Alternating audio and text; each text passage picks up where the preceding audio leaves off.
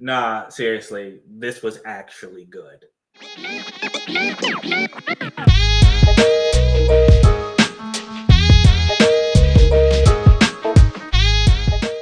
Hey everybody, welcome back to Small Couch Reviews. It's your boy Sam riding solo dolo. So, Final Destination, the convoluted killing series. Yes, I just saw the sixth installment in this series, Bloodlines. Yeah, I know I'm late, so I appreciate you clicking on this video because you probably heard all you need to hear about this to determine if you want to see it or not. So, definitely appreciate you just listening to my thoughts. Anyways, I remember when I went to my very first San Diego Comic Con. This was back when the comic book Doomsday Clock was coming out. Which I might cover on a comic book Wednesday, but I actually didn't really like. Actually, I didn't like it at all, so maybe not. Anyway, but the writer of that comic book was a guy named Jeff Johns, who's big in DC Comics, and that back then he was with the publisher back then named Dan Dido, and Dan said something that stuck with me. He said, when we have comic books that aren't doing very well, we take them off the shelves, we put them on ice for 5 years, then we'll come back and we'll revisit them. And I remember that specifically because, like, you have to give people a chance to miss you, right? Like, Dan was talking specifically in terms of comic books, but I mean, this is true of movies, TV shows, video games, anything where when you're oversaturated and you've kind of overstayed your welcome and there's so much quantity over quality, then yeah, you need to take a little break and go away for a little while. And I mean, the most obvious definition I can think of in today's world is the Marvel movies that seem to just push out so much content over these last couple of years. But it can be true of Star Wars, um, Fast and Furious, the Saw movies, pretty much anything that's not Call of Duty. When you keep coming out over and over and over again, people are probably going to get tired of you. And that was the case with the Final Destination movies. It's the whole reason I'm talking about this. Even though it's sacrilege today, I remember it was like 5 movies that came out in 10 years. I know once every 2.5 years sounds like a lifetime today, but it was a lot from like 2000 to 2010 or 11, I believe. And the thing was, with every movie, like the quality just kept going down. So the last one I actually watched myself was the one with the roller coaster, which I believe was 3. And I remember seeing the preview for the one where like the bridge collapsed, and which was the 5th one. And I was just thinking, like, oh my gosh, they're still making these movies. So 14 years. That's how long it's been since the last one. And yeah, we've had a chance to miss you, Final Destination, and you have come back with a vengeance. And now we're happy. You have repeated the same formula that you always have, but it's a formula we missed. Now, I've been talking as if you know what these movies are about, but let's just assume you don't real quick. They follow the same exact formula every single movie. Some disaster happens, kills a bunch of people, right? But one person sees this disaster before it happens, like as like a premonition or a vision. And that person gets themselves out and a group of either friends, family, or acquaintances out there, like, yo, something bad is about to happen. We have to go, right? So they leave, the disaster happens, and those people are safe, or so you think. Death, which is represented as a gust of wind in all these movies, whenever the wind blows, death is near. Death did not like that this person had this vision and saved these people because these people were supposed to die in that tragedy. So now Death is taking it upon himself to come after them. So in every single movie, Death kills these people that survived that disaster in the order they would have died had they been in that disaster originally, right? So then these movies are always about this cast of characters trying to escape death and basically, just live their lives. Like, that's all they want. They want death to leave them alone. So that's what the premise of these movies are. Same formula every time. And the way death kills them is the most convoluted, like Rube Goldberg machines you've ever seen. And I realize as I'm saying that you might not know what that means. It's like a domino effect, like let's say a domino falls, it knocks over a cup of water. That cup of water hits a circuit breaker. That circuit breaker, or circuit rather, and it short circuits, and your house then loses all its power. Because your house loses its power, you can't see anything, so you trip over a doll that's on the ground and you fall down the steps and die. Like it'll kill you in ways like that. Like it doesn't just strike you with lightning or get you hit by a car or something like that, right? Although I think maybe in one it did get hit by a car, but it's usually some sort of convoluted way.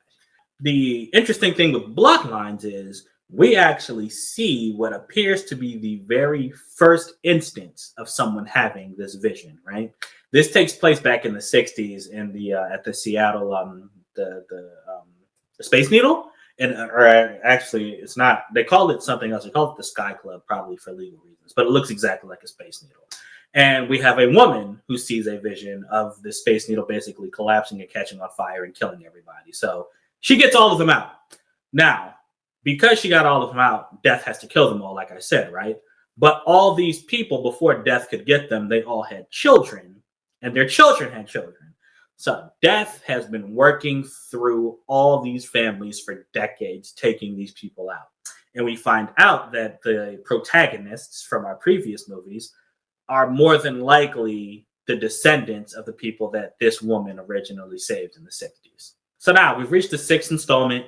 Death is on its last family, and that is the family of the woman who originally had this vision. She's a grandmother now, so Death wants to go after her, her children, and her children's children. Now, over the years, she has learned how to see death. You know, she can see the gust of wind. So she survived for decades, but she's on her last legs when this movie begins. She's very sick. So now it's up to the grandchildren to survive, right? I say grandchildren because they are the stars, even though it's going after the children. Or actually, no, I'm lying to you. So it is the children and the grandchildren. I'm sorry, I forgot. Yes. So it's up to them to survive. Now let's get into what I don't like real quick.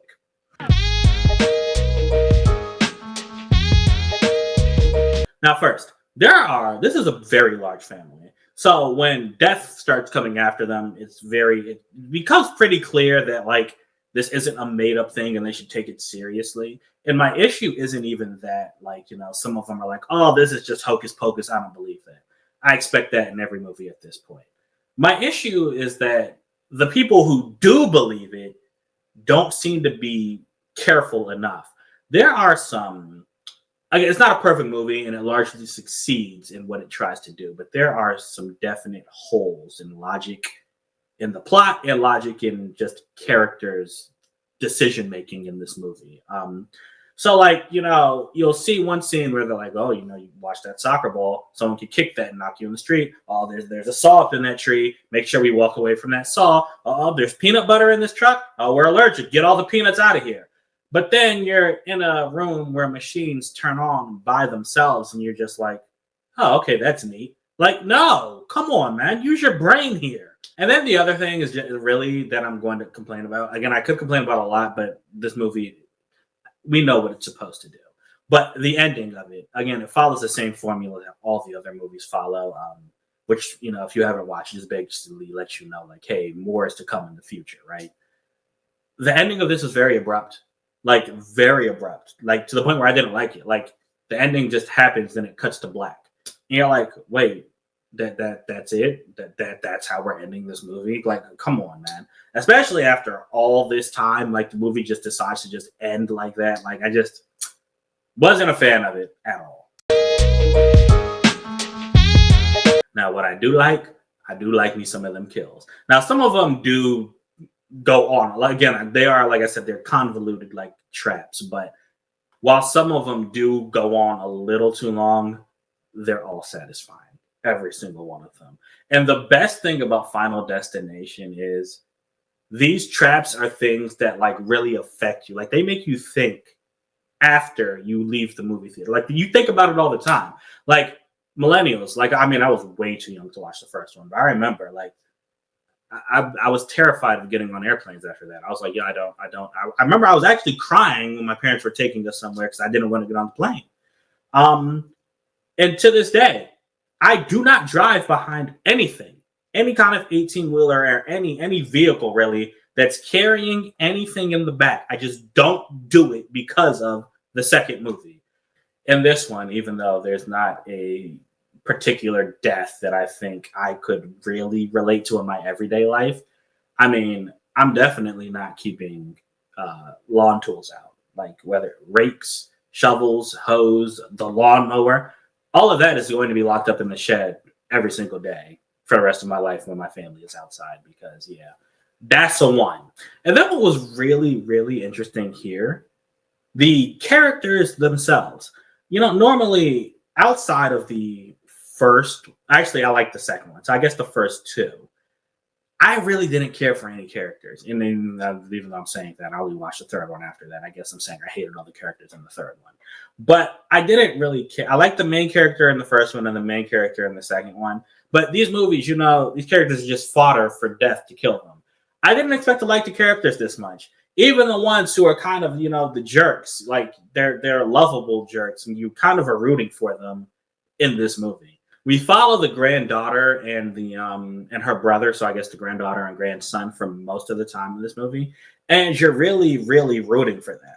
And you're rooting for them because the movie gives them a little bit of character. Not even just them, everyone a little bit of character, because you get to see that because the grandmother was so convinced death was coming for them, and she was right, by the way. She put this on her children, and her children's children feel the repercussions of that. And like the movie, so does a surprisingly good job of showing that. But yeah, man, at the end of the day, this is a popcorn flick. It's not overly gore. I mean, even though, we are just us humans. We're just sacks of meat and blood, and this movie definitely shows that. But it's not gratuitous in its like bloodiness or gore or anything like that, and it's not necessarily scary. So I think it's a good time at the movies. Definitely, again, like I said, it was missed, and I appreciate what they did with this one. I would give this a 4 out of 5, and definitely something I would recommend to watch, whether you go to theaters or on streaming. Anyways, like I said, thank you so much for listening to me rant here. If you like this and you want to see more, go ahead and hit that like and subscribe button. You can get more of me and Jovi weekly. Definitely appreciate y'all. And until next time, I'm out.